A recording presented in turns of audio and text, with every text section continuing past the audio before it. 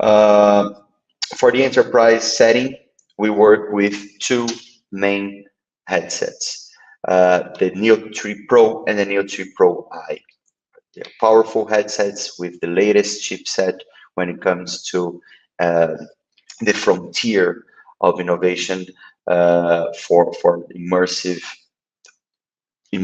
technology related chipsets.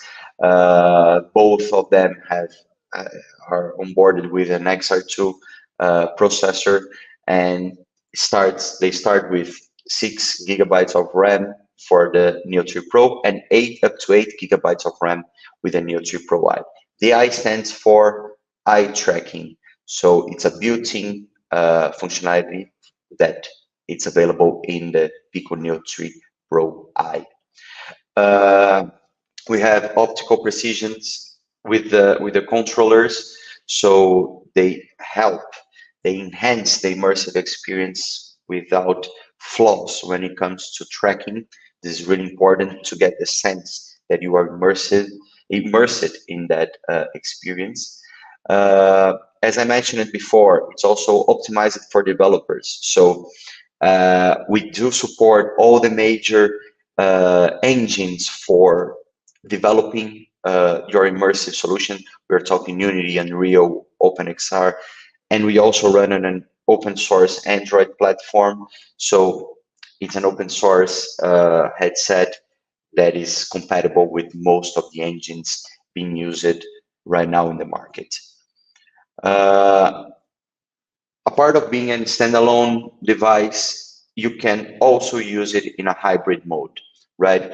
You can also have the DisplayPort cable connected directly to the graphic card of the PC in order to access to more processing power depending on the nature of your deployment. So it's really important for you to have a clear project, a clear deployment strategy, and if needed, you can count on having the DisplayPort cable available for this deployment. So here are some specificities, technical specs.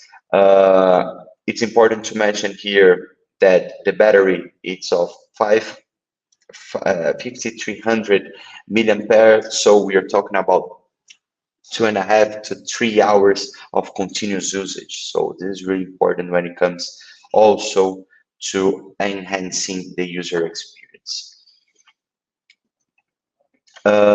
This is also, apart from the 6 degrees of freedom, we have the 3 degrees of freedom. So the previous two devices that I showed you, which are the Neo 3 Pro and the Neo 3 Pro I, they are 6 degrees of freedom devices. So whenever you walk in the physical world, you also walk in the virtual world because of the trackers. With this guy here, the G2 4K, you have a more passive experience.